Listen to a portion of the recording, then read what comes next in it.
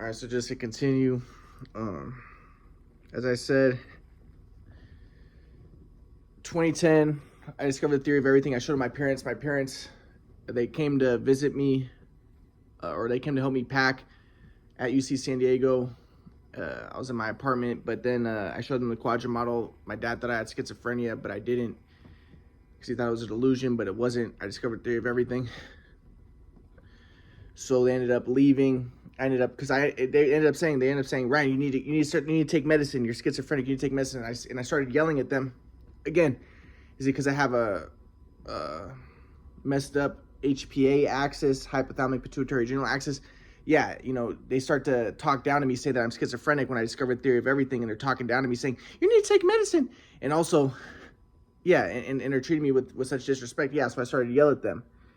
As I said, they had abused me before, and I was sick of it. So then they ended up leaving, but then my grandpa was teaching me about, if you're in the flow, you're not attached to anything. So I had like a whole box. I had multiple boxes of DVDs, but I took a lot of my DVDs in the car to leave, but I left like a whole box, probably 30 DVDs. And I really had some incredible DVDs. And the thing about these DVDs was, like, there's one of them in one of the games, and I ended up losing more DVDs later, and I'll get to that. My family abandoned me, so I ended up losing more later. But in one of the DVDs, like I said, I had this one move where I scored like 20 points. I was like 10 years old, and I had this one move where I was dribbling like this, and I stopped like this, and I dragged my foot, and then I went like this. But I want to see my approach. So one thing that I noticed is it was all about the approach. So like I'd be dribbling, and I would do like a skip off my right leg, and I dribble with my right hand, right? So I'd be dribbling, and it really matters like what hands you're going to. So like I would dribble from my left hand to my right hand, and I do like a skip off this leg, and then do this, and then do this. Do a skip off this leg, and then dribble with my right hand, and then do this, and I would be able to mimic and duplicate moves that I never knew how to.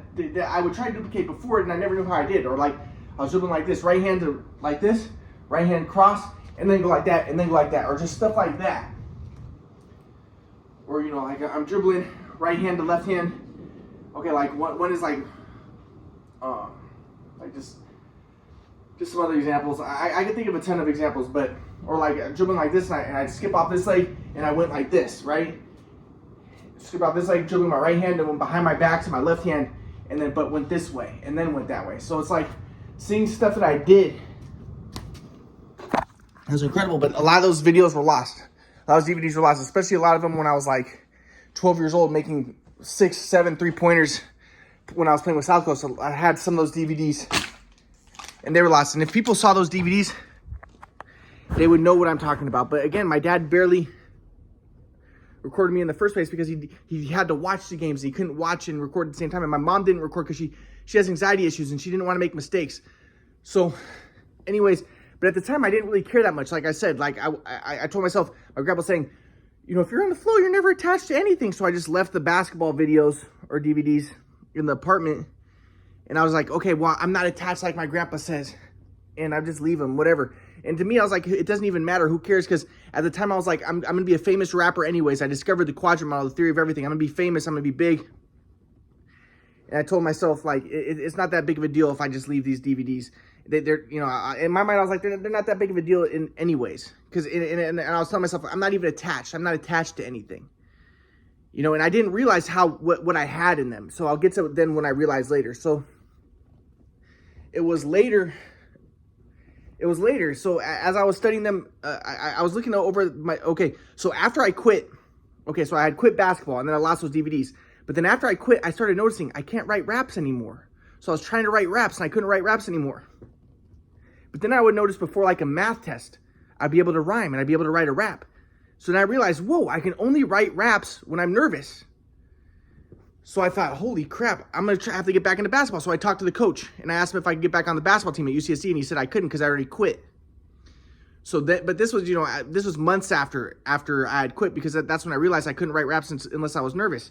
But then I started thinking to myself, okay, well, I'll get back into playing basketball with some other team, some other place. And so I started studying the DVDs because I was thinking, okay, I'll fix my shot more, and I'll learn more what I used to do when I was really good. But that's when and I'm not going to go into details, but that's when I discovered the swag flow for the first time, my sophomore year of college. And then I was like, okay, well, now I really want to get more basketball DVDs because I want to study this, but I'm not going to get into details about what that is. But then I really wanted to get more basketball DVDs when I was younger. But I told myself, okay, what I'll do is I'll get the quadrant model big first. I'll become famous. And then I'll ask people for the basketball DVDs. Because I thought to myself, you know, if I just ask people for the basketball DVDs, some people might lie. And they might say they don't have them because they don't want to waste, you know, they don't want to use their time to give me the basketball DVDs and stuff. Or they might not respect me from high school and stuff because of how my game got so messed up. And they might not respect me anymore. So I thought, okay, first get the quadrant model big. You discover theory of everything, and then once people recognize you discovered theory of everything, and you ask people for DVDs of when you were younger, everyone's gonna want to give you the DVDs. That's what I told myself. So then, so I thought, okay, I'll just wait a few years, graduate from college, you know, and then I'll get this quadrant model stuff out. I'll get really big, and then I'll ask people for the basketball DVDs. Okay. So and then, as I said, I started studying with my grandpa. The Bible. So I started, you know, calling my grandpa and I would read the Bible with my grandpa, and I was, you know, studying my grandpa's existential metapsychiatry, but I didn't at the time know what existential metapsychiatry was. He called it transpersonal psychology. It was only later that I discovered that he was, you know, that he was an existential metapsychiatrist, that he got his PhD studying Dr. Hora, who was the founder of existential metapsychiatry. So I started studying with my grandpa. And as I said, he kind of confused me because I liked some of his stuff because some of his stuff seemed anti-Christian, and I always saw Christianity as white supremacist, as maintaining division between the brown Muslims and the white Christians, and I wanted race mixing because I was always a Marxist, I was always leftist, and I was always anti-white. So then, so I'll just get into like some details about some of the things my grandpa taught. So he started to confuse me a little bit. So like, one thing he taught was that there is no such thing as racism. And I'm like, okay, of course, he's typical white supremacist, denies racism. Because I saw myself as Jewish and I was always anti-white. And I was like, in my mind, I'm like, of course there's racism. And I wanted to say the reason why there's racism is because of Darwinism, because people have different genes. So they see people with genes different than theirs, and they want to, you know, and I was studying like evolutionary biology at UCSD and stuff, right? Even though I didn't really believe in evolution because I knew the quadrant model and I knew everything was built around the cross, I still thought that there was a Darwinian tendency in nature that people want to preserve their own genes. And I also looked at the animal kingdom. I'm like, of course, why would a lion kill the lion cubs of the other lion? Because he wants to preserve his own genes. So I still thought we're in the matrix and still Darwinism is we're in the quadrant matrix, but still Darwinism is an aspect of the quadrant matrix. That's what I wanted to believe. But now I realize that part of the reason why I wanted to believe Darwinism was because it was anti-Christianity, and I was anti-Christian because I was anti-white. Because I saw myself as Jewish and all that, right? And I saw white people as the biggest threat. So, you know, but my grandpa saying there's no such thing as racism, and my grandpa would say what there is there's dualistic software and different, you know, variations of dualistic software and the consequences of dualistic software. But I didn't understand what dualistic software was. So in my mind, and my grandpa's a bad teacher, so he didn't teach me. So in my mind, I'm like, yeah, my grandpa's just a white supremacist and he wants to deny racism and just say it's dualistic software. But really, in my mind, I was like, of course there's racism. And the reason there's racism is because people have different genes and they want to preserve their own genes. So they want to preserve their own race. You know, and that's why, you know, as in my biology class, we learned like, you know, your mom gives you the most resources, your dad the second most, your mom's mom the third most, and your mom's dad the fourth most. Because the mom's mom knows that you share the same gene. So I'm like, of course this is true, because it's Darwinism in a sense that people want to. I mean, I'm not necessarily arguing for evolution, but it's Darwinism in the sense that people want to preserve their own genes. That's what I thought. So I was like, you know, so that's the way that I was looking at it. And so I'm like, yeah, my grandpa's just a white supremacist. But at the same time, I like some of my grandpa's teachings because he would talk about, you know, transcend dualistic software. I'm like, yeah, you know, we should all race mix and stuff, right? And then, or transcend the ego. I'm like, yeah, well, let's race mix. So I'm studying the Bible with my grandpa. But again, my grandpa's talking about like, he's interpreting the Bible as like, you know, work hard and go all out and you know, be in the flow and all that. And in my mind, I was just like, yeah, you're just a white supremacist. This is a Protestant work ethic. It's a German ideology because, you know, it's good for white people to want everyone to work hard because the white man has power. So to get everybody to just work hard and maintain the white system, you know, white supremacy and stuff. And I was a Marxist. I wanted to overturn it all. So, as my grandpa's teach, and I always got the impression that my grandpa's interpretation of the Bible was conservative and white supremacist. So I was just like, And like I said, my grandpa's his whole thing is like, take responsibility and take responsibility for everything. And I'm like, yeah, that's white supremacy. Take responsibility and maybe that's part of the reason why I like Darwinism too, because I'm like, no, you're not responsible for everything. There's instincts, and there's and we're not responsible for everything. And I thought it was victim blaming, like take responsibility for everything. That's like so then you say that the black people are responsible for their slavery. My grandpa would be like, well, they're not responsible, but software. And in a way, I always thought that it was victim blaming. But my grandpa would say, I don't blame the victim, it's software. But it's complex. But so anyways, but like I said, I was very much of a leftist, and I was anti-white. So like I remember I would go to a black church, because again, I saw myself as Jewish, so I saw myself as more black, and I was very into the black people, and my whole life. And I saw myself as more black, and I wanted the black people to overthrow the white people, right? So I would go to this black church, and usually all women would go to the church. It was a Bible study. And I remember the women were like, one of the women was like, they're trying to,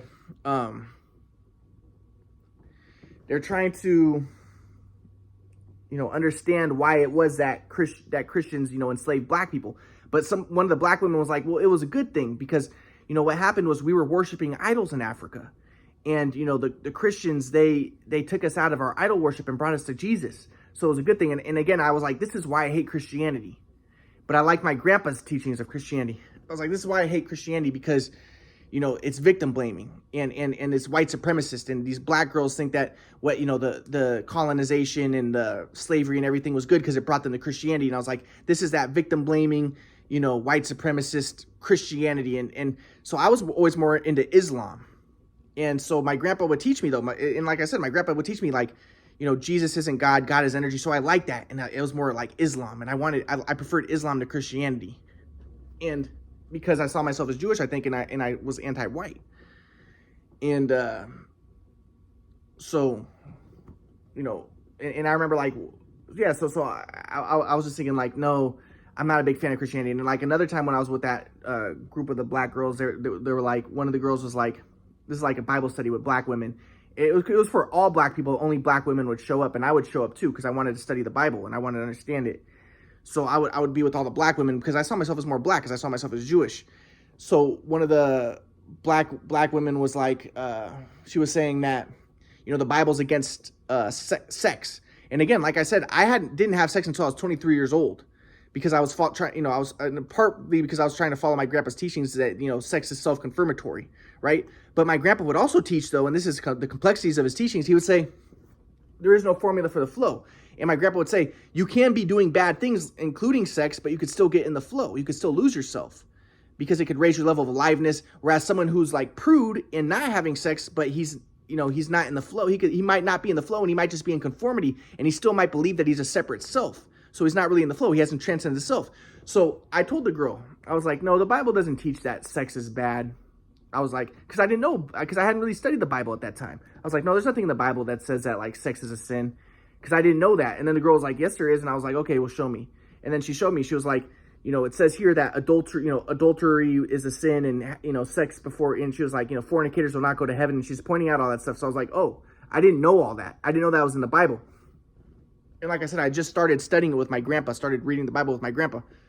So I was telling my grandpa, but in my mind, I was trying to. So I continued to study with my grandpa. But in my mind, I was like, no, sex still isn't a sin, because the reason why I didn't want to see it that way was because I knew, again, saw as white supremacist. I knew that black people tended to be seen as more sexual and more physical and more related to the flesh, and more, because black people, I grew up, they would have sex at younger ages. They had sex a lot. Their culture, their rap music is all about sex and drugs and sex. And so I wanted to think, I wanted to make the black people good. And part of it is I want to be like, well, of course they want to have sex so much because they're oppressed, and sexuality and sex is a way to, numb the pain of their oppression. And, I just wanted to make everything pro-black, right? And anti-white. But I wanted to be like, sex isn't bad because I saw sex is, and also I saw the people who were against sex as being like Nazis because they want to make women into baby makers. And I was a Marxist, and I was anti-Nazi because, I didn't want the women to be baby makers to maintain the white race, So but I'm thinking I'm in the flow because I transcend the ego, and I'm for the black people, and I'm for race mixing. But I didn't realize that I wasn't in the flow. I was still tied to my ego. but I saw myself as Jewish and I wanted race mixing, right? And I was anti-white, but I thought that I was in the flow. I didn't realize it. So anyways, so I was studying studying the Bible more with my grandpa. So I'm reading the Bible with my grandpa and we're going through it. And as I was reading it, I was trying to interpret it the opposite of the way my grandpa did, or the way that conservatives do it. So I wanted to believe that the Bible was Marxist. So as I'm reading, I'm like, my main idea was the Bible was a trick, that Jesus was a trick to destroy the Roman Empire. And this was my thesis.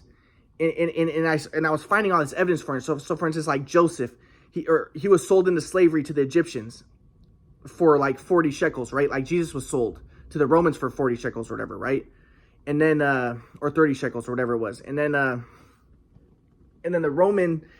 Egyptians empire ends up being destroyed after Joseph becomes the god, right? Joseph becomes a second command, so he becomes their god. And then the Egyptian empire ends up being destroyed by Moses, right? And I was trying to think like, well, the same thing with the Roman Empire. They sell Jesus to the Roman Empire, and then I thought that Christianity destroyed the Roman Empire, because what it did was it made the Romans worship a Jewish man and give their resources to Jews, and it ended up destroying their own religion, and it destroyed the Roman Empire. So in my mind, I'm like, it was just a Darwinian trick to save the Jews, because I wanted to destroy Christianity, because I saw Christianity as white supremacist. So then I was like, okay, and the same thing with like Jonah. Jonah doesn't want to convert the Ninevites, but then God tells him there's many of them, and they have a lot of cattle. So I was like, okay, well, he converted the Ninevites so that they can get their cattle and resources, and also maybe because they were their enemy, like the Romans were the enemy of the Jews. But then Jesus converted the Romans to Christianity, which ended up helping the Jews. So I was like, it was just a trick. It was a Darwinian trick to save the Jews. So I want to see it as a Darwinian trick, because I wanted to, and then I could go on and on about other things that I found. But so as I'm studying with my grandpa, I'm trying to undermine the Bible, right? And then I started studying with this group. I was walking at UCSC, and this Asian guy comes up to me, Korean guy, I think, and he tells me that that there's he asked me to join a Bible study with this church called Providence Church, and what it was a cult where their teacher saw himself as a Messiah. And like I said, I always saw myself as a Messiah, so I wanted to see how this guy saw himself as a Messiah and how he used the Bible to justify it, because I wanted to be able to use the Bible to justify that I'm the Messiah. So I was studying with this group, Providence group, and he had the Korean pastor, and the Korean pastor would teach, like, for instance, that when Jesus multiplied the bread, he didn't really multiply the bread. He just told everybody to share. So I was like, oh yeah, this is more confirmation. And so, because he said that there were haves and have-nots. So then when everybody shared, it looked like the bread multiplied. So I was like, oh yeah, this is so Jesus was a communist. He wanted everybody to share. So I wanted to undermine my grandpa's teachings, because my grandpa was an Ayn Rand fan, and he looked at the Bible as more of an Ayn Rand perspective, in kind of a capitalist libertarian perspective of, like, just work hard and just go all out and all that. But I didn't want to see it that way, because I saw that as white supremacist. Working hard, Protestant work ethic. I saw it as white supremacist in a colonial way to look at things. And I was like, no, the Bible is actually Marxist, and Jesus actually just taught everybody to share. And I looked at the Korean pastor also taught, like, the story of Elijah, that Elijah really just got everybody to share. So I was like, yeah, really, even Elijah, even the Old Testament was just about sharing. And it was about the destruction of the Egyptian empire and the destruction of these empires by Jews, because, the empires are white supremacists, and it's all, white supremacy. And the Jews end up saving people from white supremacy, and the Bible is really Marxist. So I tried to undermine and overturn everything my grandpa taught, because my grandpa was for Ayn Rand and working hard and stuff. And I'm like, no, the Bible is actually Marxist. But I wasn't telling my grandpa this as I studied with him. I was studying with him, but I was just studying with him so I could get his ideas and I can undercut them and view them in a Marxist perspective. And I wanted to undercut and subvert Christianity. And so, because I saw Christianity as white supremacist. And I wanted the races to mix, so I wanted Islam to take over Christianity. I wanted the brown people to take over the white people, so I wanted to undercut the faith of the Christians. So I'll get to this more in future lectures.